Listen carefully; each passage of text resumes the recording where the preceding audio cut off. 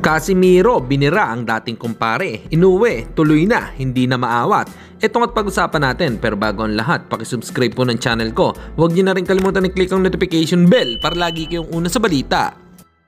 Pag-usapan nga po natin mga kaboxing matapos ngang mapospone ang bakbakan ni Japanese Monster Naoya Inoue kontra kay Sam Goodman matapos nga itong ma-injury. Ay may petsa na nga po ang laban nila. Ito ay magaganap sa susunod na taon, January 24, para idepensa ni Inoue ang undisputed super bantamweight belt. I hope na wala na nga pong maging aberya pa para matuloy na ang kanilang bakbakan.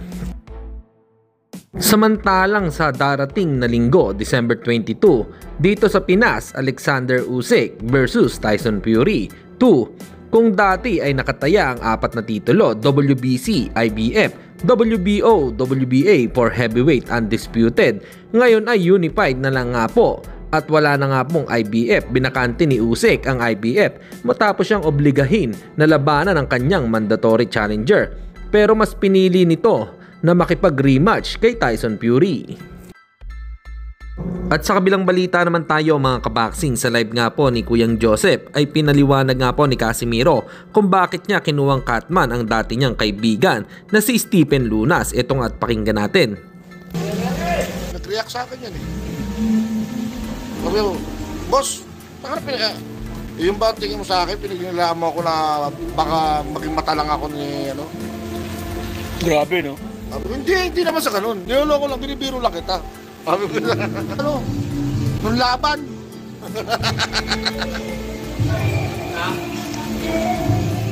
Sila daw may hawak ng mga boxer. Eh, Catman lang siya eh. Catman lang.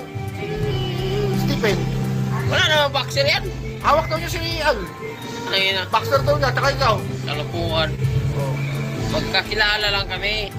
Oh. Kaya, so, dahil magkakilala kami para may ano siya, kinuha namin ang Catman. Pero, samantalang marami talagang pwedeng gawing Catman. Eh, kaibigan mo lang kasi. Kasi kaibigan ko, ito, bigyan kita para makakit ka ng ring, para ma-expose ka naman. Oh. Ganun yun.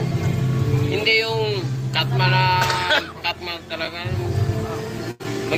Hindi pwede magiging Catman kapag wala kang...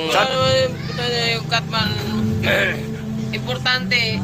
Hindi naman importante namin sa Catman eh, kung kapag ikaw ay magaling na boxer eh. Kasi wala... Pag walang sugat, wala naman. Ang papel ng Catman, para lang kami yung sugat. Para yan sa mga ano, para sa mga tangang boxer.